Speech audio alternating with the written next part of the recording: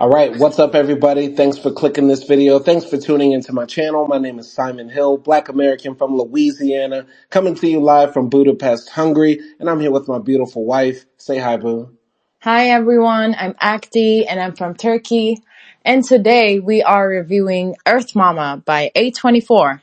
Yes, and this is a 2023 drama film directed by Savannah Leaf, and I believe this was her directorial debut. And I have a little bit of information about Savannah Leaf I would like to share.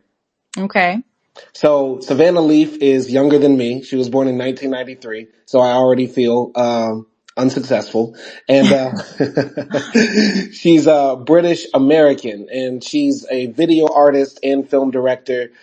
This film, Earth Mama, won a BAFTA award, which is I believe, a British film organization, and they're highly respected. And she won an award for this film, Earth Mama. And she was born in London and raised in Vauxhall, but she moved to the Bay Area. And so this movie, Earth Mama, is very related to like NorCal, Bay Area culture. We have the cars doing the donuts in the streets, you know what I mean? The sideshows, the Bay Area music. So I love that culture, and I'm glad she embraced that part of her culture. Being a transplant, but appreciating the culture of North California.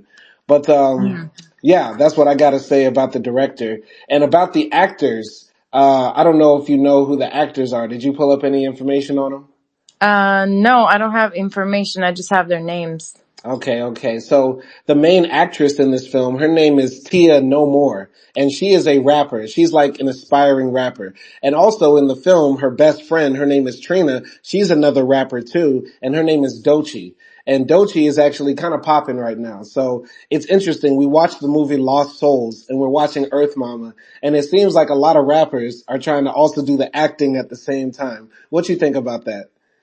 Yeah, actually, like last night when we were talking about this movie, we were like just joking about it and saying maybe it will be like better as a musical. And we were choosing like rappers playing it, and look at God. Yeah, look at They God. were actually like rappers playing this in this movie, and obviously it's not a musical, but yeah, I've heard of like Doichi before, and I listen to her music sometimes at the gym, so Hmm. it's cool. It's cool to see those faces. Okay. I didn't even know what Doechii looked like. Honestly, I'm not tapped into a lot of the new female rappers. Honestly, unless they're twerking like Ice Spice, I have no idea who you are. Wow, she is twerking. Okay, then I'll check her out now. Thank you. Wow. Okay, I regret that. But yeah, I would say the acting in this film is good. So shout out to Tia No More. Shout out to Doechii as well. I liked her character. Also, Erica Alexander is in this film. She's an all-star. She was in American Fiction that we saw this year, and she did really well in that. And I'm glad we got to see her in this. She played like the psychologist who was trying to help the main character, get her kids back and back on the right track. So overall, I thought the acting was good. What did you think about that? Yeah, I think it was good because, especially for the main character, I think, like, she didn't say a lot, right? And she usually, like, acted with her facial expressions and, like, her movement and things like that. So I think, like, she had somewhat of a challenge not actually being an actor and being a musician. And maybe she was in other movies, I don't know. But I think overall acting was good Hmm. because this movie was very realistic, right?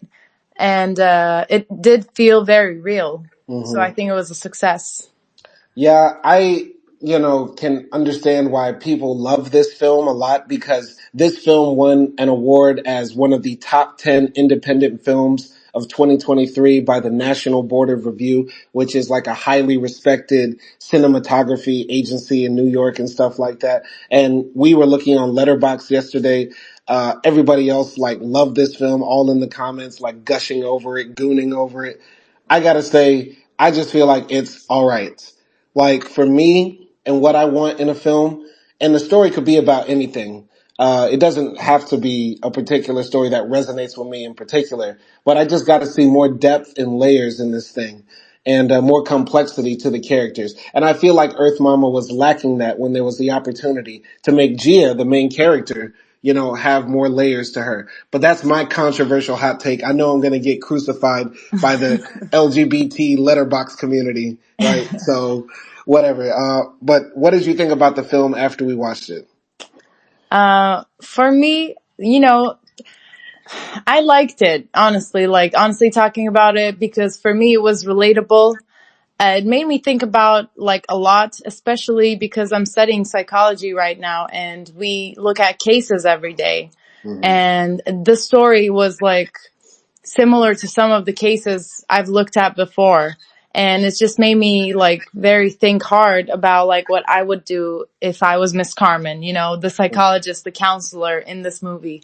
Hmm. And, so in that sense, for me, it was stimulating, but I Hmm. can understand if someone would find it okay, Hmm. because it is just a simple story actually, but I do think there is some depth in the characters, but at the same time, because it's so realistic, I don't think they wanted to make it too intricate, too complex. It was just a woman's life who was struggling. Right. And sometimes not everything has to have triple meanings and, many characters and things like that. And it's definitely a festival movie.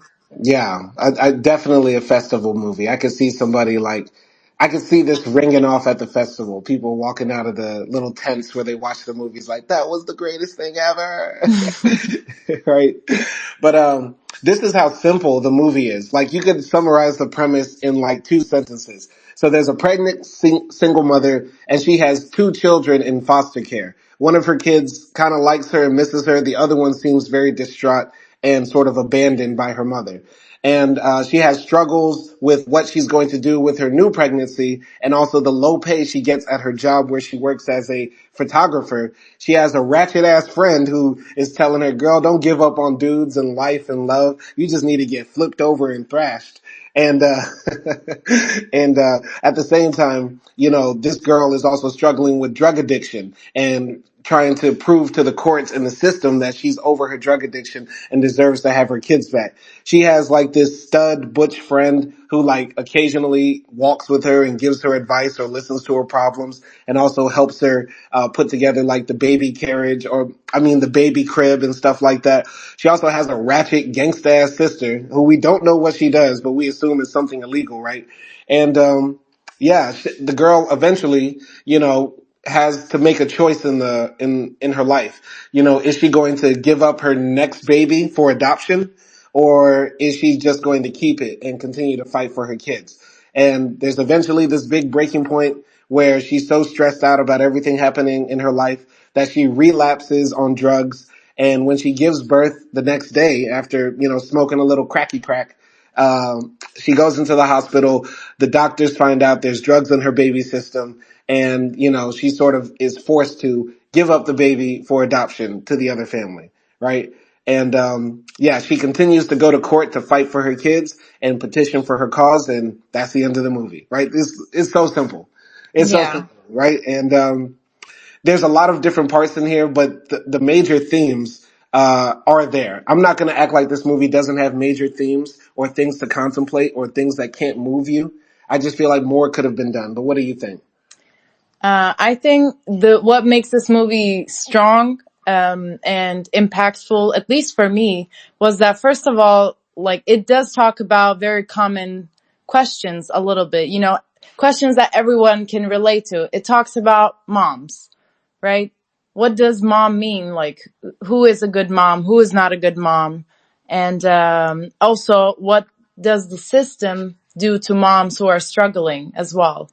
And I think, and there are more questions actually in the movie. If I have to list it, there's also, you know, topics of, being pregnant and that sort of relating to, Mother Earth, nature, and, why are women in this earth?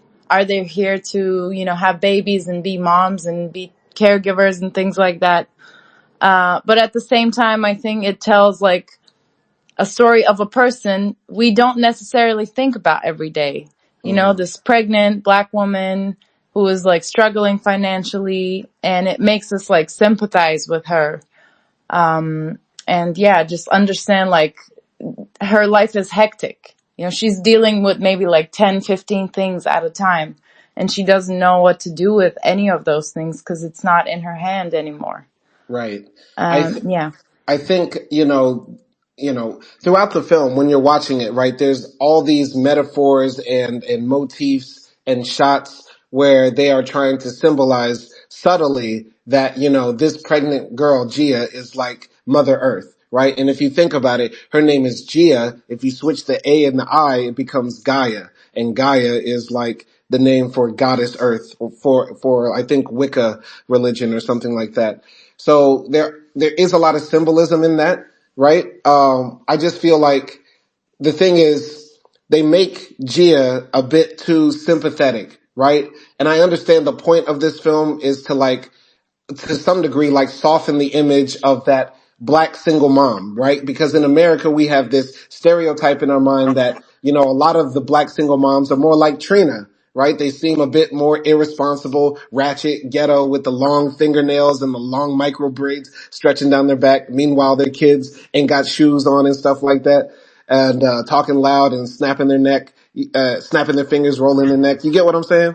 Yeah. So with Gia, constantly throughout the film, it seems like there's no fault in her other than this system that seems to be doing her wrong because of a transgression she had in the past, right? I felt like the film would have been more moving, more interesting for me if they made Gia a bit more complex, right? Like, when she goes and talks to Shayna, her daughter, maybe there's that hint like, Shayna was abused by Gia, right? Gia pulled out that belt and was spanking her and stuff like that. You know what I mean? I wish, Yeah.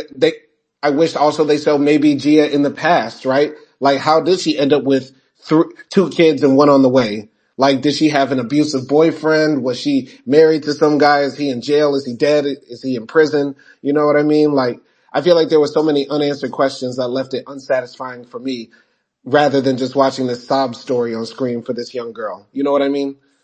I mean, as audience, I think there are moments where we judge Gia, like especially when she smokes drugs, crack. We don't know what it is, but she takes drugs when she's pregnant. I think like, yeah, you do judge her, and you're like, oh no, don't do it. Like, why are you doing it? It's been like you've been doing so good, Mm-hmm. giving your test and things like that, and we can see her doing mistakes Mm-hmm. in the movie, but I don't think the movie is really about like how it happened. It's more like, okay, after you're in this situation, what's going to happen? Like once you're in the system, what is happening and how that affects a woman. I Mm-hmm. think that was like the main idea of the story, because we don't hear Gia, sort of like regretting having kids, Mm-hmm. she does like talk about she's not interested in relationships anymore. She doesn't want a boyfriend and whatnot. But we see that she obviously loves her kids and she's happy that, she has them. Mm-hmm. So it's not like a question of, oh, she regrets her life now, but Mm-hmm. it's just like a more of a survival story. I get that. And, I mean, that's the story in and of itself, right? I mean, they made a whole movie out of this, which really came from a short film, right? Like this was originally, a movie that might have been 20 minutes or 30 minutes long, and then they extended it to an hour and 40, right? But I feel like with that hour and 40, uh, they could have shown more about this character in a way that would have made it more, complex in our minds. I want to ask you, this question. Throughout the film, there's sort of this, tension between Gia and, her friend Trina, right? And Gia is like on the fence about, giving up her kids for adoption, but Trina gives her this whole long speech about how, they're trying to tear apart our families. As black women, they took our culture, they took our language, they took our history, and now they're trying to take our families, and we can't let them do that. Gia, you deserve to have your kids, right? And Gia seems to be taking this other route. Like she's thinking about giving up her baby for adoption, but she wants to give them to a black family, right? Yeah. She sits down with the psychologist and says, "Are all these families white?" But yeah, what did you think about the complex relationship between Gina and Trina? I think they are very close. They live together and things like that. And also they went through the same stuff, right? They go to the same like drug counseling and they're both pregnant. But as far as we know, Trina has only one kid or will have only one kid because she's pregnant. Mm-hmm. And then Gia, on the other hand, already has two kids that are Mm-hmm. in foster care and she's pregnant on top of it. Mm-hmm. And I think like you have to remember it's never the first choice of a woman, of a mom, to give their babies away. Mm-hmm. No mom wants that. And it's never, never, never easy. Mm-hmm. So the only reason why Gia would consider that is that that would be her last option. And I Mm-hmm. just think like, yeah, I like Trina. Like I like the fun and energy she brings. You know, she's still connected to life and things like that. But it was a bit like rough with her friend, I think, in terms of just like understanding her. And you know, I agree, like her saying, okay, they took everything from us and now they're trying to take our babies. We have to fight. But yeah, like sometimes fighting is not enough and they are not in the same situation. Yeah, So but I think what Trina was saying by fight, it wasn't like, run up in the foster home and kidnap your own kids, right? I yeah, think what Trina was trying to say is like fight to get better, fight to get on track because, Trina tells Gia after we see the first group counseling session, Trina tells Gina like, you gotta open up in there. You know what I mean? If you want your kids back, you gotta actually show that you're willing to try because all these ladies stand up in this group session and they tell their sob stories, but, Gia refuses, right? What do you think about that? yeah, I think you can look at it in a different way because the first time we saw that dynamic and then Trina was lecturing Gia about how she should like sort of give the system what it wants. And then that would be like the only way she can have her kids back, right? Mm-hmm. So, and also like the counseling session, I think that was also a way for Gia to be standing up against the system a little bit, like how Mm-hmm. she was sassy to her, child protective service, worker. Mm-hmm. And, she was like, I don't need a gold star to tell me I'm a good mom and Mm-hmm. like all those things. Like, yeah, she was in the system, but she didn't want their help, at least in terms of like, being a good mom because Mm-hmm. she knew she was a good mom already. And she was sort of like being a little rebel in the system in her own way, I think. So I think she was standing up in her own way, but Trina saw it differently. And yeah, if you look at the big picture, what Trina says is logical. Yeah, I'm gonna have a really hot take right here. During that scene where Gia slaps the papers out of the hand of her CPS officer, right, and tells her, "I don't need a gold star to be told I'm a good mom" or something. Let's keep it real. She probably does need a gold star. Because think about this, man. This movie is almost like imagine you're looking at a terrorist living in his 4x4 prison cell where he has only 1 hour of freedom a day, right? And you feel so bad for him over the next hour and 40. But you didn't see, what the previous part of his life was when he was, I don't know, out there trying to commit jihad against the infidels, right? It's very possible that Gia, if she was addicted to drugs, had her kids not eating for days, not going to school, going to the supermarket to shoplift and all sorts of stuff. Who knows what sort of ratchet-ish Gia was up to with her kids? You get what I'm saying? And I'm not presuming that of her, but I'm just saying like, the movie opens the door for that speculation of her that takes away sympathy from her. If you just sit back and think about the film, which I find problematic because while I don't think that of Gia, right? Because when we were watching the film, I didn't even think that she was a drug user until like the very end, right? Until more hints were coming and stuff like that. Cause she kind of looks like a sweet, cute girl. You get what I'm saying? She doesn't look like the Yeah. typical crackhead. The film opens the problem, I think, for a lot of criticism for people that will naturally not be sympathetic to a person like Gia because she is a black poor woman who seems to be popping out babies, right? By not explaining her background, her story, and how she got there, right? Does that make Yeah. sense? I mean, we do get a little bit of background for Gia when she's talking, when she's with the family who wants to adopt her baby, right? And Mm-hmm. they have a daughter already, and she's Mm-hmm. like 16, 15 or something like that. And they start talking. And yeah, Gia asks the girl, like, oh, what do you do? What do you play? And she's playing like some sports. She plays basketball. Basketball, yes. And then we hear Gia talking a little bit about like sort of like her student years, right? She was playing basketball too, and she wanted to go to one of the colleges that the girl wants to go. And now like her life has changed and her plans But what did she say? Hold on, wait. This was the funniest line. She said, I kept getting banged up. are. Now that could be interpreted as her having injuries, but it could also be interpreted as Gia was a little thought in high school. Let's keep it a buck.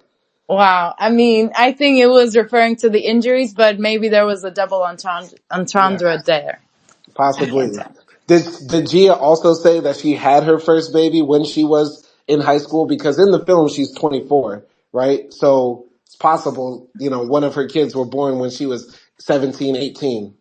Yeah, I mean, she doesn't say it, but if she's 24 and like her oldest daughter is like maybe 7 or something, Mm-hmm. 6 or 7. Mm-hmm. So yeah, that makes sense. You know, the math is mathing. So yeah. Yeah. But I forgot what question you were asking because I said there's background Well, you about. said there's background. I just don't feel like that's enough. Okay, Gia used to play basketball. We had an hour and 40 to find out. And we don't know, where she came from, what her family was like, if drug use was, systemic and stuff like that. Yeah. If she could have even possibly been raped, right? Like the movie could have opened up so many opportunities, but it just makes it sort of this story that where we get half of what we need to know. Not even half, a quarter of what we need to know. And I gotta ask you, like, this film is absent of the men that were in Gia's life or man, because we don't know if her kids share the same father or different fathers. But there is the voice of men later on in the film when Gia, takes photos of some of the guys from her neighborhood, the guys who are always catcalling her and Trina, even while they're pregnant, which is wild. But the guys get their photos taken, and then each of them tell their story about how their mother was taken away, or how they were taken away from their mother by the state. And they said, it really messed with my mind. I never blamed my mother, but it really hurt me. What did you think about that part of the film when some of the guys got to talk? I really like that part actually because it tells the truth of like, you know, kids do love their moms forever, and it's really hard. And I told you this last night as well.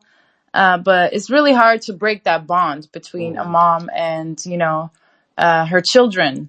You have to do like something horrible to break that bond, because no matter what your child does, most of the moms forgives him or her and vice versa. But just adding to that, I think like that's what those scenes and also the scenes in the counseling were for, Mm-hmm. because it showed us the community who were, yeah, living in that area, but also sort of like was dealing with the same stuff with drug abuse, maybe with like foster care and things like that. So I think without telling directly Gia's history and story, before, I think like they are giving us just like a hint into like, okay, maybe Gia went through something similar with these people, you know. Mm-hmm. And in the counseling session, there were women who said like, you know, their mom abused them, or their mom took drugs, or it was something else unrelated to drugs, but there was some sort of trauma there. Mm-hmm. And that's why like they started using drugs and stuff. So that's what I just thought in terms of like Gia's history.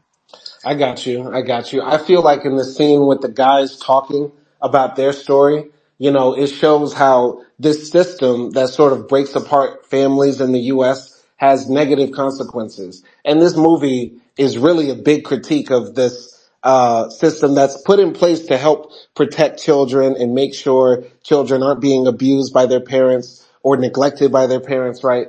But a lot of the times, in America, when these systems are created, supposedly for the betterment of society, they often have detrimental effects on black people or marginalized people, poor people, stuff like that. Because nothing can ever be totally good. There's no program that's always going to work 100% of the time. And I really liked having the guys speak there because it laid that critique out there perfectly. Yeah. Um, as far as like the other ladies talking in the counseling sessions and stuff like that. All I gotta say is like there was this one scene where Gia was like in a classroom and there's like a woman talking like all of you are addicts and I've seen you here before and that's a shame because I'm pretty sure I'll see y'all again. And there's like this kind of fat woman, kind of older woman sitting in one of the front desks. And then when Gia leaves the office, that woman is out there like smoking. And I don't know if she's pregnant or not, but like she drops a little tear and she cries. She doesn't say a word in the film, but that part touched me. And I think that's sort of like the whole point of this film. It's not even about the words. It's about the emotions that this film evokes. Does that make sense? Yeah. And just adding to that, there was also in the beginning, there was one scene where one of the girls went up and she was saying like, because her mom used drugs, she had anxiety and she passed out onto her child Mm-hmm. or something like that. And then she used so many drugs that she had to learn how to feel again. And Mm-hmm. when Gia listened to her, she dropped a tear. Mm. So also there, I thought, okay, Gia shares a similar story to her maybe. Mm-hmm. Because then why is she crying only to her? And like you said, there were like so many emotions there, and that's what group counseling does. It provides healing by Mm-hmm. just sharing each other's traumas, basically. There's Yeah. not a lot that the counselor does other than just like guiding the process. I And got that's why you. it was moving for me. I got you. I just feel like that highly interpretive style of storytelling is just not my cup of tea. I'm not even going to sit here and say this is a bad film or that's a bad way to tell a story, but saying, yeah, somebody else told their story of drug addiction and I guess that's also the same story as the main character because she cried when she heard it. Like, for me, I just can't get with that. You know what this movie needed? Do you remember that film we watched, Death of a Virgin and Sin of Not Living? Yeah. This movie needed that. Like, everybody Like has inner like dialogues. yes, everybody's inner monologue comes out and we hear the full story. That would have actually been very useful and possibly very fun here, right? Because I want to hear Mm. Trina's inner dialogue. Niggas ain't shit, man. I was thinking about the same thing. Niggas ain't shit, but that dick is something else. You get what I'm saying? I guess that would have been good, yeah, but Yeah. it just wasn't a movie like that. Hmm. It's just like was more like natural, I guess, in Yeah, terms of that. But how are you saying like you don't like interpretive movies? You love Divorce in the Black because you that's say you different. can create thousands of scenarios. That's different. That's different. That's a How movie is it that different? that's different because there was just enough action and drama and dialogue that brought me into the story. And when I'm creating the extra background, it's just more fun, Yeah, right? shitty dialogue. Stop, stop, stop. I'll point two fingers at you. No, you have to stop. You're uh, picking sides because you just want Tyler Perry to become the next Tarantino or something. Imagine Tyler Perry directing Earth Mama. How different would this film Oh, be? it would have been shitty. That's when it would have been shitty. It would have That's been when we great. would have the boyfriends like just coming in. Medea comes to meet Gia. Girl, what you gonna do about this baby? That'll be great. Um, yeah, What did you go think ahead. about the music in this movie? Cause they mostly use like somewhat jazz, I would say, cause that's what I remember. And also like just lower earth sounds. No, they didn't. No, what I love No? about this movie is that it sounds like the Bay Area. They were playing like three times crazy. Keep it on the real. If you know, you know. They were also playing like, D-Lo. I don't give a fuck about no ho, no ho, no ho, no ho, no ho. Like, if you don't know about that, you get what I'm saying? I was expecting, I got five on it to come on at any moment. I would have been like, all right, I love this film. Like Gia walking to the, Gia walking to the court, do-doom, doom, do-doom, doom. Wow. Okay. I would have been sick. So I actually like the few hints of that Bay Area flavor all up in this thing. But as Okay. far as the other sentimental jazzy music, I don't know. You can comment on that. I mean, it just like it suited the mood. And Uh-huh. then there was also like this one song that Gia, I guess it was Gia's and her kids song, right? Hmm. The song that she used to like put her kids to sleep and stuff, which was like very nice, sentimental, Hmm. and somewhat like a lullaby-ish Yeah. song. I like that song as well. Yeah. Yeah.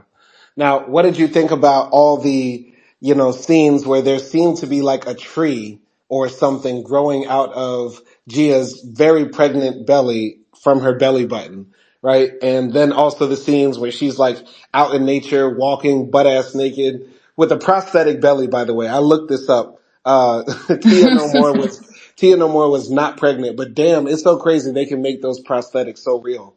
Yeah. Yeah, but anyway, what did you think about those scenes? And also the scene where after she has the echo of her stomach and she sees her baby in there and the heartbeat, like she goes into the bathroom and I think she like pulls out an umbilical cord or something from her own belly. I don't know. What did you think about, those scenes? Well, the umbilical cord, I don't know. I didn't know like what it actually represented. I guess it was just sort of, um, like reminding her that the baby would be coming out and that she has to face reality a little bit. Hmm. But as far as like all the tree scenes and like her being out naked in the woods and things like that, for me, that represented like just her actually living in nature, you know. Imagine there is no system, there is no capitalism, there is no like America or any other country in the world, and we are just like living in the woods as humans. And then that's like how it would be. You would get pregnant and then you would like have your baby in the nature and you wouldn't have to like think about rent and nothing and you wouldn't have drugs. So I think it was just like her somewhat escaping the system and just going back to how like it would be just raw, just natural, you know, and that sort of like natural like mother instinct that you have. And yeah, like being an animal basically. Hmm. And I just Damn, thought Acty over that here that was like an comparing black escape. women to animals. Ain't this something? No, but not, you get what I mean. Like, you know, how we were in, like, back in time. I'm talking about, like, everyone. Okay, acting. Okay. Oh, AKKKDI. I'm just messing with you. I'm teasing you. I'm really? teasing you. I'm teasing you. No, we know you're not racist. Uh, I'm sorry. Oh my But, God, Simon, you're killing me. You're gonna get me canceled. no, I'm not gonna get you canceled. I was just teasing you. I was teasing you. Anyway, my opinion about all those scenes, like when it looked like a tree was growing out of her belly the first time, right? Like she fell asleep on the couch watching something on National Geographic and then she like pokes her belly button and it looks like the stem of a tree. And, I thought that's where the movie was gonna go. Like the movie was just gonna be A24 doing an A24. Like eventually Gia walks out of the emergency room and she's like a full, pine tree or something with like a baby, like a baby as a fruit falling from a branch or something. I don't know. But, yeah, I thought the scene when she pulled out the umbilical cord, right? I thought that was to symbolize like her, separating herself from her child, right? And something that she didn't want to do and that was going to be painful. Because earlier, before she pulled out the umbilical cord, she's like sitting in the emergency room and they show like when your baby is born, the umbilical cord kind of stays in your baby for like a few days, and then it turns brown like a turd, and then it sort of like falls out, which is hella gross. And yeah, I just thought she saw that and she was visualizing that in her head, and that was reminding her of like what not like not to make this decision of letting go of her baby. Like she wants to be connected to it, not ripped apart from it. You know what I mean? Mm. Yeah, I mean, if you think about it, yeah, the umbilical cord is basically like, the connection between the mom and the kid, and that's how the mom gives the kid life by Mhm. feeding the baby. And Mhm. also at the very end, when she's giving birth, we see her holding on to the actual umbilical cord now, like Mhm. white one Mhm. that they cut at the moment. And yeah, I guess I gotta say that could be like that connection and letting it go. I gotta say that what I do like about this film is how they show the alienation that can happen between parents and child. Like Gia is alienated from her kids literally by the state. Like she can only see them for like 1 hour once a week, right? And then also when she gives birth to her new baby, right? She's sort of separated from her own body by this cloth, right? The nurse or doctor comes up and says, here's your baby, and like holds it in front of her face like somebody offering like free samples of Chinese food at the mall, and then like walks away. You get what I'm saying? So it's like throughout this film, there's always this struggle between, alienation and sort of reconnecting to nature in and of itself. You know what I mean? Like through all the scenes when she's outside naked, meditating with her titties out and her belly swollen. You get what I mean? Yeah, I mean, we see that she is like loved by her community, right? She has friends, at least that she can somewhat ask for help, and she loves where she lives, I guess. But at the same time, she doesn't really talk to anyone, and no one really understands her, maybe except for Mel, like her lesbian, friend. Hmm. And yeah, even like she doesn't want to talk to her own best friend. So yeah, you can say that she's alienated. But also one of the places that she loves is going by the beach. And there is Yeah, some like very good cinematography there. yeah. And that's like her real connection with nature, not in just like imagination. Yeah, I mean, if I was Gia, I would love where I live too. I mean, Northern California is like the closest thing to like paradise on earth as far as the weather, geography, scenery, and all that sort of stuff. And so, yeah, I could get that. I could get that. But, yeah, what did you think about some of the crimes that Gia committed in this thing? Because one of the most interesting scenes is like towards the beginning, Gia like has to walk to the park, and she's like walking all slow while all these little white kids are like playing in the background on the jungle gyms. And she like finds some woman's stroller and steals a bunch of diapers, and then like quickly hurries away while all the Karens are in the back like, did you see that? That Negro stole stole those Pampers. And they're like, hey, you, stop. What did you think about, that scene?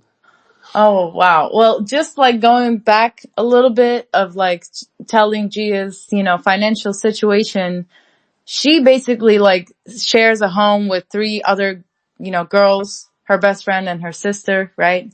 And then on top of it, like she doesn't really buy food. Not as far as I saw it. Like her friend works in a Mexican restaurant and then she just like brings her food all the time. And at the beginning of the movie, she buys a broken crib for her baby because it's discounted. And then on top of it, when she goes to her boss at the photo shop and, she asks for $100 because I don't want my baby to be born with no clothes or nothing. Right. And And she then, has no minutes on her little flip phone. yeah, like every time she calls someone, it's like, you have 40 cents left. Make a payment. And she got a raggedy ass car. Yeah. She a So ratchet. she's poor, like like us, so sometimes I think, okay, what would happen if I get pregnant now, and then like how would we afford everything? I would buy a broken crib because it's cheaper. Like I can relate to that. Obviously, like I'm not as broke as her, thanks to like my lovely husband, but I would be if you weren't here. Uh-huh. So, it's crazy to be like dealing with that stuff because that stuff will be in your head always. Hmm. So, if I saw someone stealing diapers from my baby's car, I really wouldn't say anything, I think. Cause like, Hmm. what's the reason of stealing diapers? The only reason you would steal diapers is that you actually really need it. Man, if I see somebody steal some expensive ass diapers I bought, man, I'm tripping her. No, I am making her trip. I'm putting my foot out there. Where you think you going? no, You like better fall to the side. it's not a computer, it's not a phone. She's not stealing money. She's stealing diapers. I Like, gotta and keep she's it. pregnant. You're gonna trip her. She's pregnant. I gotta keep it real. I gotta keep it real. Like at this stage in human development, diapers are a major scam. Like at this point, there should be something like reusable diapers, There is, diapers I you can think, rinse and wash. but they're expensive. Yeah, but that's a better investment than, spending $40 a week just so your baby can take a poo poo. Yeah, but like we saw it in the movie, she spent her last $28 on the crib. Hmm. So it's like reusable diapers are like what, $50 or something. Like how's she gonna make that investment with $0? I just gotta say, for thousands of years, we've been having babies without diapers. You know what I mean? There has to be a way. Like ancient papyrus, Egyptian diapers. Like, if the Egyptians could do it for like 4,000 years and build the pyramids, we should be able to do it. It's just cloth, Simon. You just wash it. Exactly. So then I don't get why the diaper industry is like $1 billion business. Oh, well, I mean, it's cheaper to buy just like that, I guess, because yeah, if you buy reusable diapers too, you have to buy like, 20 of them to Mm, constantly keep in rotation. yeah. I don't know. I don't know. Thank God I got you, because if I was a single dad, I would just put like bandanas in his shorts and like Gross. wrap his booty up in all sorts of rags and bandanas. Ew, gross, Their baby gross. gonna be a blood and a crip in his underwear. Red and blue rags just holding it down. Wow. That stop. That's gross. So I'm sorry. I'm sorry. I'm just looking up at the prices. So like 5 packs of reusable diaper is 90 euros. Okay, but that's 90. That's a good.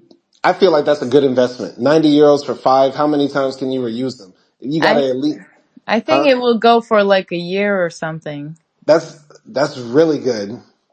Hell yeah, Yeah. that's really good. 90 euros for five reusable diapers. Hell yeah. Okay. Okay. I Yeah. mean, I guess it's good. It's an award winning brand. Yeah. Like, cause I feel like you could spend 90 euros a month easy on just disposable diapers. Yeah. And you're killing the earth. Like you are literally like doing the worst to the earth. Like you're literally saying, F you, earth mama. I guess, but I mean, that's not the discussion here of the I'm movie. sorry. Like, obviously, no one is saying to her, like, girl, why don't you just use reusable diapers? I think that goes to show how substantive this movie is, where we had a more fun discussion about diapers. It's not more fun. Come on now. All right, all right. But there was also a big fight scene between Gia and Trina, right? Like Gia goes out with her, butch friend to like the sideshow, which is a staple part of like San Francisco, Oakland, Bay Area culture. And she sees Trina there, and she's actually been avoiding Trina for the past few days because she's been thinking about like putting her baby up for adoption, and she's trying to hide because her ratchet friend gonna attack her. And when they confront each other, they almost have a fight. And basically Trina says, "You don't deserve to have your baby." And Gia says, What you say to me, B?" And she said, "You don't deserve to have no baby. What?" And then they start pushing each other, but then Gia walks away. What did you think about that? Because that was one of the, climaxes, I would say. Yeah. Look, I get both of their parts, and also Trina is a somewhat strong believer of God. Mm-hmm. I would say, like, from what she says, because she always says, like, this is God's plans for you, or, God's give the hardest struggles to his strongest soldiers and Mm-hmm. things like that.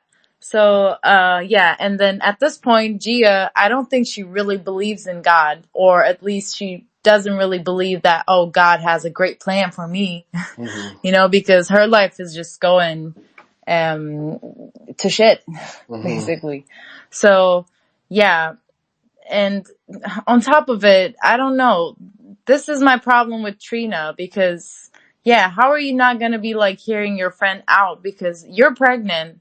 You know, you would never give up your baby. So you have to like ask the reason why she, decided that.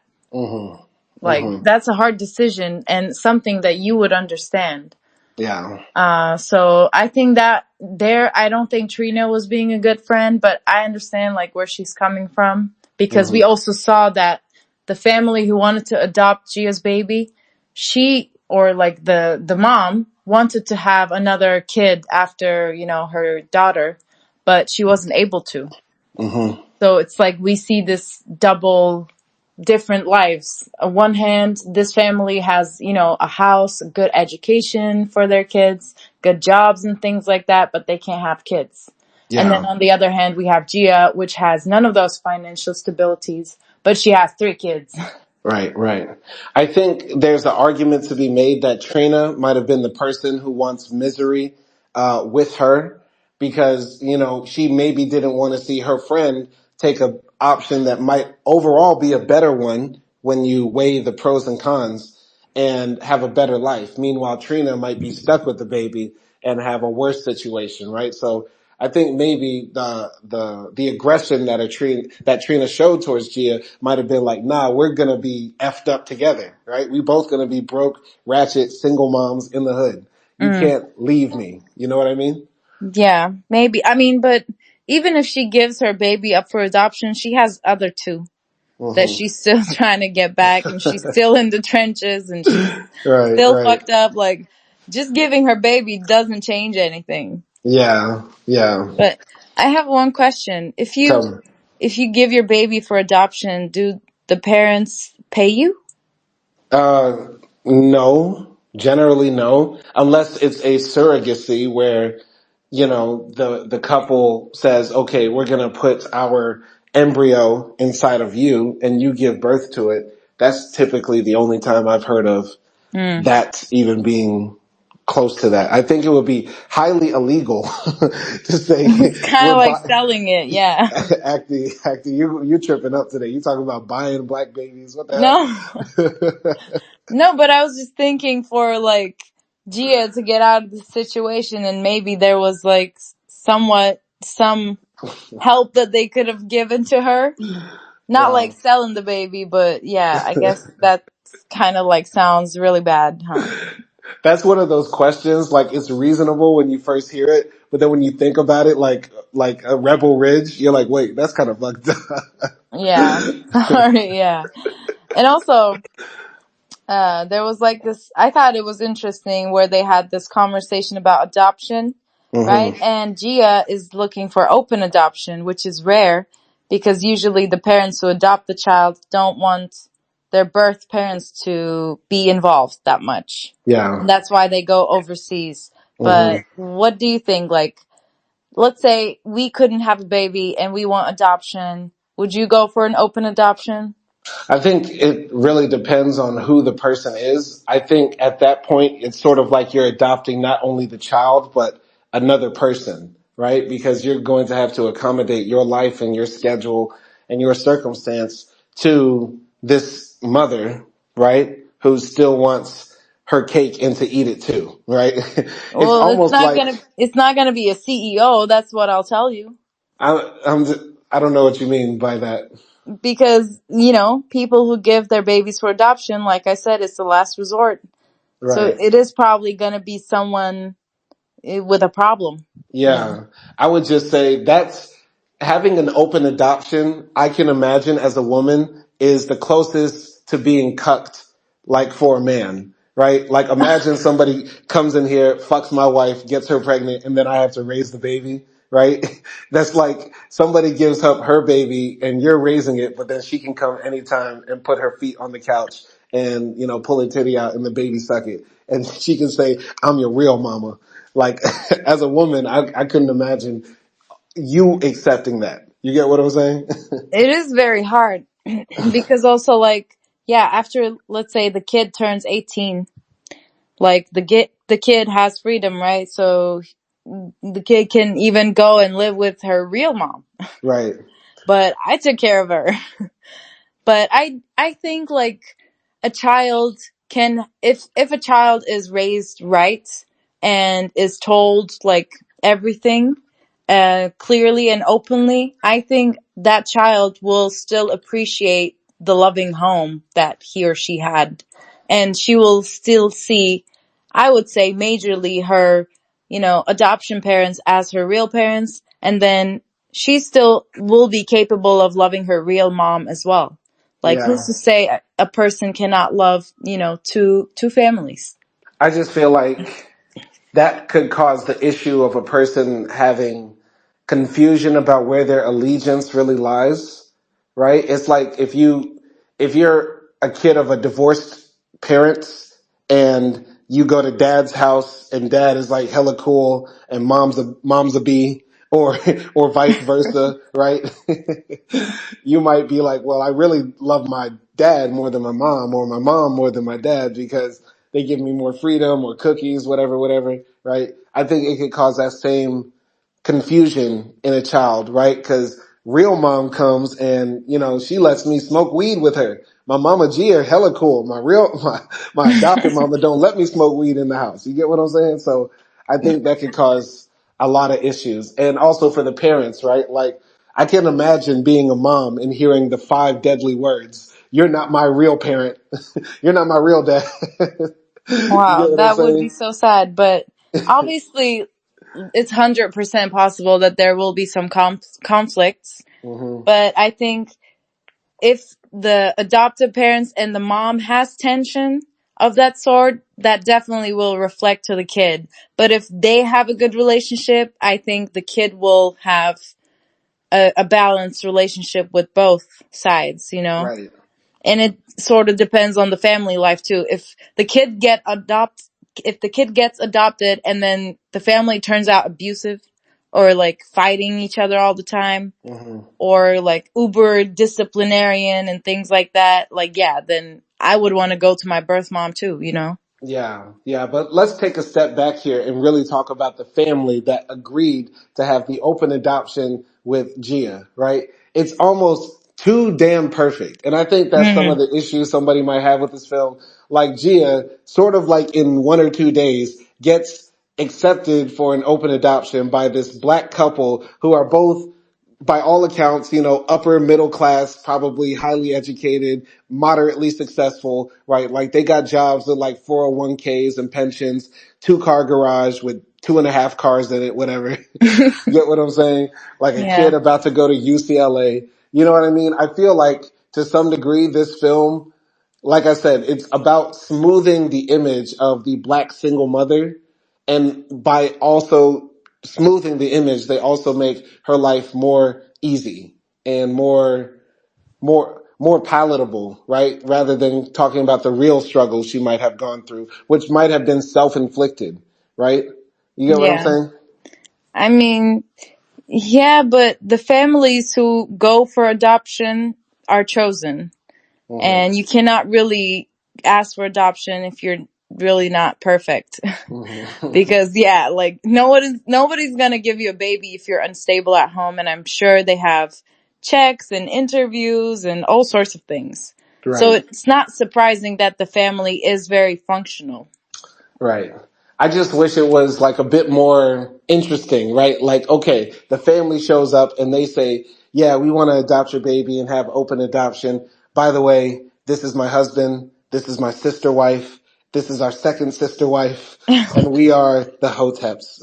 You get what I'm saying? Like, it would have You been, just want drama. I just want interest. I want something interesting, more complex, because nothing can be this perfect, right? Gia can't be cute, ratchet, a crackhead, have 3 kids, and generally like have a cool, calm demeanor all the time, right? Like, you get what I'm saying? Like, we need to add some layers to these people.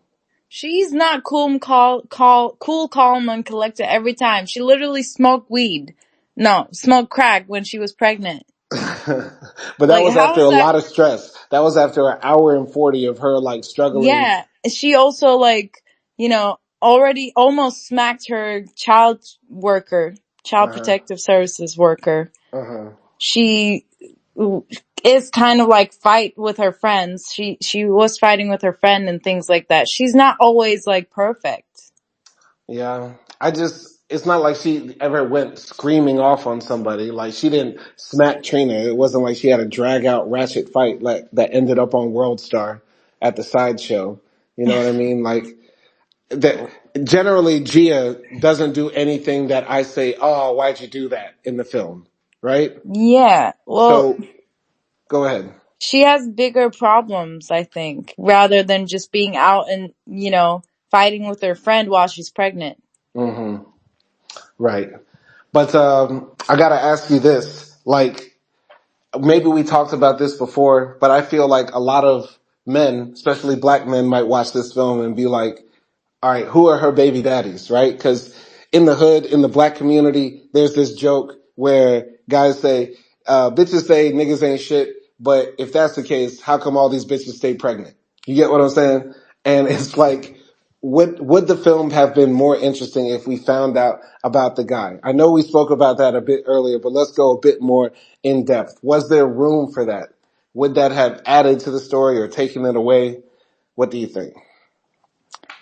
From my perspective, Gia's character was like how she said it in the movie, right? She doesn't want anything to do with relationships anymore. And she's somewhat, at least for now, she's over it. Hmm. And she doesn't want any man involved in her life. So, despite that, like, her being like that, and then like putting men into the movie, I think it would have been a disgrace to like her character and what she was feeling, because that's perfectly normal if you look at what she's struggling with. There was a strange line at the beginning. Do you remember when her psychologist lady said, Gia, you're missing child support payments? Did you remember that line? Yeah. That was a bit strange for me because it's very uncommon for women to be paying child support, let alone paying child support to the system, right? And let's keep it frank, a lot of women in the hood, when they have kids, sometimes they'll put their dudes on child support, right? And that's, that's how they get, checks steady coming for the next 18 years, you know? So Yeah. it's still very confusing because in all other circumstances, if you really have had this lived experience happen to you or know people that have been in it, a lot of the times it goes totally different than the way it does in this film. Well, I thought she was paying for her kids to be taken care of by the government. Exactly. Like I said, that's very strange and different because if Gia got pregnant twice, it's possible she has one baby daddy or two. Either way, that's a check. She could put them boys on papers and get $1,000 every month, right? Yeah, Easily. she obviously didn't want their help though. But they didn't even explain that, so it makes it so weird because this is a weird ass story. It's a weird. But you Imagine. see, go Go ahead. ahead. No, remember that Kevin Hart movie we watched where he's like this single dad? Mhm. Being a single dad, by and large, is abnormal in our society. Would you agree? Yeah. Imagine they never explained it. And imagine they never explained it. They never explained it at all. And also at the same time, they never explained how Kevin Hart became a single dad and also he's lactating from his breasts. Oh, okay. I'm not Like, going into Kevin Hart's movie, but for this movie, I'm thinking, okay, if she's paying the child support and that's something uncommon, then maybe you can guess like how bad of maybe she didn't have a connection at all with these dudes. Maybe they were just like one night stands or a fuck boy or something like or that. she was a prostitute. Or she was a prostitute, or those guys did something very bad to her. But considering she was on drugs, I'm just thinking she got high as fuck and then had sex. Okay. and then Oh, didn't actually know the guys, you know, okay. or they were just like fuck buddies. And then after like she got pregnant, you know, they didn't contact her, whatever. Like, it's just obvious that she didn't really have that, I think, deeper connection to any of these guys. Because if she had that, I think that would be involved in the story. Right. And I just want to make this clear because I think you would agree with me on this. We don't want to think this about Gia, right? We don't want to actually do this because I'm sympathetic towards her. I'm rooting for her and I'm rooting for all black women that are single mothers and in situations like this. Yeah. We're not here to bash them, but what we're saying is like because this film does only the glow up, they do the glow up of the black single mother. It opens the problem.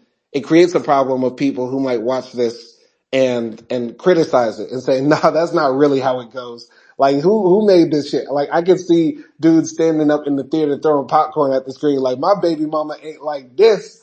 She a bitch. Wow. You get what I'm saying? It's not a glow up. She doesn't have a glow up. I'm not talking about Gia being physically glowed up. I'm talking about the image of the single black mother being glowed up by this film. I mean, not every woman who like has kids early, gets pregnant early is like a ratchet bitch stereotype. I didn't say that, but a lot of the times it's not a situation like this. A lot of women don't get their kids taken away. That's another thing. You're trying to say like not every woman who gets pregnant young is a ratchet. I agree, but a lot of them don't get their kids taken away either. Yeah, that was because she was on drugs. Right. Right. And that could have been like the reason why she's in this situation with two kids. Like I said, she was on drugs. She was in that sort of, I guess, I don't know, like group of people, Hmm. and she just had sex and then she ended up pregnant. Okay. And then maybe she relapsed during her first child and then she ended up getting pregnant again. Right. But because we ask all these maybes, maybes, maybes, the crazies, crazies, crazies who hate women, hate black women and also like judge people who do not have traditional families, such as single mothers or people who have kids out of wedlock but have a partner they cohabitate with, or girls who got 3 kids but then they shack up with a stud, whatever, right? Like I don't think they're gonna watch this movie. yeah, they're probably not gonna watch this movie. Most likely not, right? But I think there are people who would say, you know, who would watch this movie and then try to tell people like, you know, we should care more about single mothers and change our system and stuff like that because it's not fair. And then the people are going to say, how did you come to that conclusion? Well, you know, I watched Earth Mama and I also did some meditation and yoga and I did like a semester of sociology, whatever. And then they're going to say, boy, you don't know shit. You don't know shit about the real world. I think some people could say this film is not tied in reality. That's what I'm getting at here. This movie is very realistic. I don't know what you're talking about. It Like, it's I it get that it's common for baby mamas to ask for money from their like baby daddies, whatever. But if you think about it, like for at least from my point of view, my mom was a single mom. When she got divorced, she didn't have a job or anything. She got a job. She didn't ask, you know, for payment from my dad. She didn't get child support from my dad. So I understand Gia in that Mhm. sense, because like my mom went through the same shit, and obviously like she wasn't a drug addict, but that Gia is just like my mom, but she was a drug addict, you know. Okay, I understand what you're saying, but I also know that you're leaving out half of the story. Now, I'm not going to say it if you don't want to say it, but that's just part of the story from, you know, you growing up with a single mother. You know what I mean? What is the other part of the story? Well, the other part of the story is that your mom did get a check. She did get a check from a guy. Did get some child support money. She didn't go thug it like Gia did all the way. Yeah, from later, like from her second child, but not with me. Gia got 3 and she still can't get a check. What does that say? Because she doesn't want a check. That's that pussy got wrecked for no reason. Wow. That's insane. I I'm mean, sorry. I don't know. One of the comments that we saw on Letterboxd last night was that like saying, if you're a man, you're not gonna relate to this movie. This is Hmm. not for guys. Would you agree with that? Uh, yeah, I would say yeah. I would say yeah. I would say yeah. Yeah, Because it's not real. It's like if we it is imagine a real. man made a imagine a man made a movie about this guy that was so perfect, right? But all these women in his life just keep on fucking with him. Y'all would be like, that's not true. She's not perfect. Stop it. She's not perfect. She's not perfect, but they airbrush her faults, I would say. No, they don't. They literally show us her smoking crack. One time, and even I'm gonna keep it real. When she smoked crack one time and then her water broke the next day, I think that's acceptable. That's not a crack baby. That's a crack maybe. That baby ain't fully cracked out. It's not like she was smoking during her second trimester. She waited until like the due date to hit the push button. You Well, know? maybe she did. We don't know. And plus, her little daughter wasn't talking to her, so maybe we are guessing she did something bad to her, Hmm. or she's just like mad at her mom because of what she did, and she constantly said to her kids like, "I'm trying to be better. I'm not gonna disappoint you. I promise." So we know she did bad shit before. Yeah, So you cannot tell that she's perfect in this movie. She's not, but we just embrace her with her mistakes. I got you. I got you. Um, I think I've said enough. Enough that will get me canceled if anybody ever hears this. But I gotta say this is like a mid-range A24. Overall, I think A24 is starting to fall off. This is a better film than Men, I would say. Yeah. Nah. Men was a bit better, a bit scarier. Disappointing ending.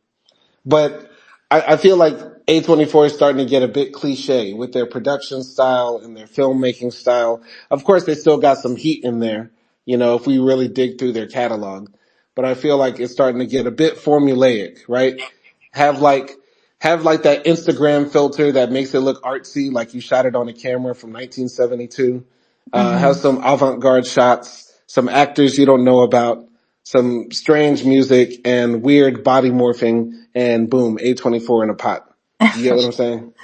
Okay, so what is your final score then? I give this a 6. I give it a 6. Okay. Yeah, Um, it's not the worst film ever. Um, it's just a bit unreal, untied to reality for me. yeah.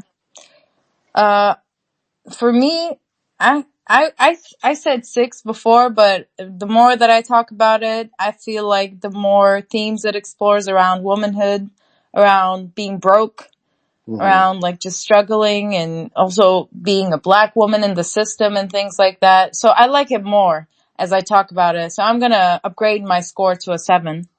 Oh, okay, Um, 7. Okay, strong yeah, 7 from acting. Okay. yeah. I think like I like the acting overall. I like the themes. For me, it was relatable. For me, it was moving, and I like some of the shots a lot, especially like those, you know, mm, outer like monologues from Hmm. different people in the movie.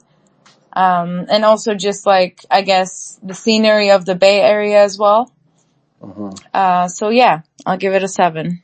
I gotta say about some of the shots, there was one shot that pissed me off so much, and I don't think you'll even remember. But do you remember the scene when she met her kids like for the second time, and then she gave them all a hug, and like her Hmm. son didn't want to go, and then eventually he had to go, and they get in the car with the CPS worker, and they drive off, and Shayna is like looking out the window of the back of the car, and Yeah. there's this scene where you can't see who's in the car as the camera is looking out of the window from the building, and it's just like pointing straight through the car. Do you remember that? I just remember Shayna looking at her mom. Yeah, but there was a scene. It was like a good 2 or 3 seconds, like of the scene where the camera is just like looking straight through a car. So it looks like somebody accidentally took a photo with their iPhone. You know, he's just got like a random photo of some random shit. I was like, Wow. what the fuck is this? I was screaming in my head. Screaming in my head. I don't remember like those 2 seconds. Sorry. I just It, remember Cause there I was thinking about Shayna and how like chaotic this must have been for her. Yes. Just like, seeing her mom one time a week and things like that. So I was just like thinking of the little girl, and I did not focus on that last part. Yeah, I felt like that scene could have been way more moving. It could make you cry, low key, but they just fucked it up. They fucked it up with that. I'm sorry. It really Wow. bothered me. I'll never forget that scene. Really disturbing. Okay. I Um, see. I know you're really bored over there. You're rolling your eyes. I can hear your eyes No, rolling. no. I'm just trying to find that scene. Yeah. But a cool scene I would say is Tia No More walking naked in the forest. That was cool. That was cool. Yeah. And I thought also um the scene with the when she first meets the family, Mhm. I like that scene a lot too, because it was sort of like Gia looking into an alternative life that she could have had. Mhm. And then, like, they start talking, and the counselor lady, Miss Carmen, is asking them questions, trying to make it Mhm. like relaxed in the environment. And then Gia dozes off, and then we hear like, the conversation sort of like going down. Right. And for me, it was just like thinking like, oh, what Gia is thinking. Yeah. Just imagine what it could have been, or this could have been a family you could have had. Mhm. And yeah, just like in her thoughts. So I like that whole meeting scene and that last part of that scene as well. What did you think about that fight Gia had with Miss Carmen when Gia said, I can't give up my baby anymore? And then, Miss Carmen tries to sit down with her, but Gia says, how can I trust you? You get paid to sell kids. And then Miss Carmen replied like, no, I get paid to do my job, to help, mothers like you in a system that was designed to destroy us. What did you think about that, conversation? The thing is, I resonate with Miss Carmen a lot. Hopefully, like, I can do, work like her, help people and things like that. So I understood, like, coming possibly from her training, and also from her background too, because sometimes these sorts of counselors share the same history with the patients, right? Maybe she was a drug addict in her life, or maybe she wasn't, like, I don't know, but sometimes that happens. And yeah, like, I was just resonating with her, and I understood why she said those things, and why she was somewhat she wasn't even trying to convince Gia, really. She was just always trying to give her options, and she also, I think, wanted the best for this child as well. Hmm. So yeah, but obviously in that moment, the person you are with, the patient or the client, whatever, is, you know, in a emotional distress, and they are Right. going to see you as the enemy. So that's perfectly normal. But Right. yeah. Got you. Got What you. did you think? Yeah, I thought that was I think that was like one of the conflicts of this film, right? Because even the CPS worker, right? She's a woman of color. I would say maybe she is a mixed woman or a Latina woman, right? Miss Carmen is a black woman, right? Technically, there's like no white people in this film, right? No traditional symbols of like the power structure that we deal with in America, right? And in this film, the women on the other side of the fence, opposite Gia, are feeling like they're trying to do the right thing. They're trying to help protect kids, trying to protect black children too. And so, yeah, there's this conflict in this film. Like, what does it mean to help the kids, right? Is it them being with the mother? Does Gia really deserve to be with her kids? Or does the system, right? Even though it has a black face on it, we still know it's, a part of white supremacy because Miss Carmen says, I work for this system to help mothers like you that is designed to destroy us. Like, think about the contradiction within that, right? Hmm. I work, I work, for the gun manufacturers to help save you to not kill yourself. Like, what does that makes no sense. You get what I'm That's, saying? So, yeah, it's not exactly the same with the example you gave, but but it I is can understand, like, she's like a spy in the system. right, right. But it's like, imagine the tobacco manufacturers sent people out to our house to say stop smoking. By the way, we also have a deal on cigarettes. You get what I'm saying? Like, They do that already. They put, health warnings on top of cigarettes. right, right. But I'm just So trying yeah. to give this point, right? It's sort of this is the type of double consciousness that you have being black in the white supremacist world, and especially Miss Carmen exemplifies that. You get what I'm saying? Yeah. So it But was at the same time, like, Miss Carmen, like, she cannot change this system, at least not right now, at least not on her own. mm, So it's always like at least better to have someone who knows your experience, at least as a black woman, as a black mom, inside as well. Like, yeah, she right. might be working for the system, but she knows the faults of the system as well. Right.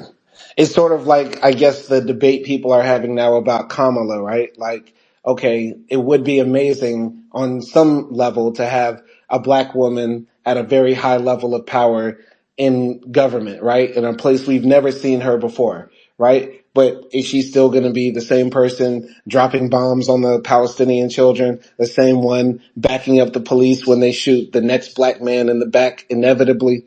So, you know, Miss Carmen could just be a black face for the worst part of our system, right?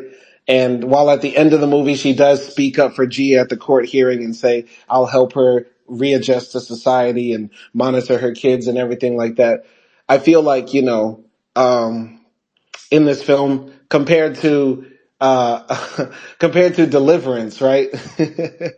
Compared to how in Deliverance the social worker lady seems to really really care about them kids. She ready to fight the mama about them kids. I feel like that was a better way of talking about black womanhood in the system and stuff like that. Oh, I think they are similar. I Hmm. don't think necessarily one was better than the other or one was more righteous than the other, really. Hmm. Um, so yeah, I mean, she is also like, yeah, she might be in the system, but she does also have a professional like promise that she Hmm. made as a psychologist. And she does have to like make the best for her patients and also stay Hmm. professional as much as she can. Yeah. Yeah. So yeah, like that's not easy as well. Yeah. And especially, sorry, but just like, especially things that involve families, psychology, law, relationships, kids, law, like all of those things, you do have to like obey to the law a little bit, because if you don't, then you might as well just have like families hooked up on crack. Hmm. It's a tricky situation. Yeah. Yeah. Well, I think we could wrap it up here. I got nothing more to say on this, but this is an interesting film. I would recommend people watch it. Why not? I don't have any problem if somebody watches it. It's just might not be for everybody, right? This is a good, cozy, comforting film that's also kind of dramatic. Might move you to tears a bit. Depends on how you feel. So, yeah. Mm. Yeah, I would recommend this movie too. I do think women will relate to it more, but I would recommend men to watch it as well, just to like have that sympathy for pregnant women who are struggling, or black pregnant women who are struggling as well, obviously. I Yeah, mean, think about this. This film is like so out of, how can I say, reality. We didn't even see Gia have like a craving. Like she didn't put ketchup on an Oreo. She didn't dip a banana in hot sauce. Like that's exactly what makes it realistic, Simon. she didn't do that. Yeah, because she's dealing with so much shit. She Okay. doesn't have time to think about cravings. She probably doesn't have money to buy cravings. Okay. Okay. So it's like, that's what makes it so real. Hmm. Okay. All right. All right. Well, I'll leave it alone. I'm done tearing this movie apart. I know somebody's going to get on my ass about this. What yeah, wrapping it up, I'm giving it a solid 6. Acti, I think, gives it a 7. That's right. Yeah, yeah, Right. All right. Well, y'all be easy out there. If y'all have any movie requests y'all want us to cover, put it in the chat. And yeah, Simon and Acting movie reviews. Peace.